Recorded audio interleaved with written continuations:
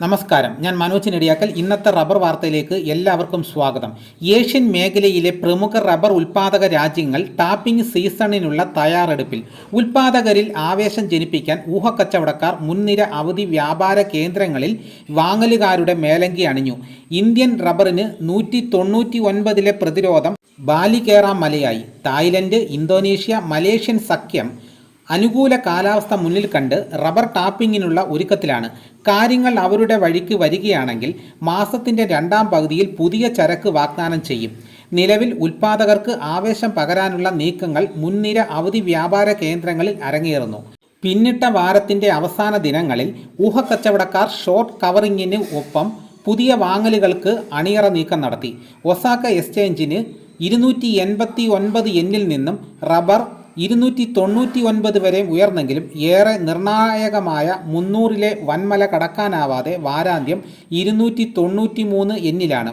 ഈ വാരം വീണ്ടും 300-ലെ തടസ്സം ഭേദിക്കാൻ നീക്കം നടത്താം. അത് വിജയിച്ചാൽ 316 എന്നിലേക്ക് ഉറ്റുനോക്കാം. ഉയർന്ന റേഞ്ചിൽ വിൽപ്പന സമ്മർദ്ദം ഉടലെടുത്താൽ 281-ലെ താങ്ങിൽ പിടിച്ചു നിൽക്കാൻ റബ്ബർ ശ്രമം നടത്താം. വേനൽ മഴ സംസ്ഥാനത്ത് സജീവമെങ്കിലും നിർത്തിവെച്ച റബ്ബർ ടാപ്പിംഗ് എപ്പോൾ പുനരാരംഭിക്കാനാവുമെന്ന കാര്യത്തിൽ വ്യക്തമായ ചിത്രം ഇനിയും തെളിഞ്ഞിട്ടില്ല. അതേസമയം ഉൾനാടൻ ഗ്രാമങ്ങളിൽ ചെറുകിട കർഷകർ റബ്ബർ ടാപ്പിങ്ങിന് നീക്കം തുടങ്ങി. റബ്ബർ വില കിലോയ്ക്ക് 199 വരെയും കയറിയ ശേഷം 197-ലാണ് വാരാന്ത്യം.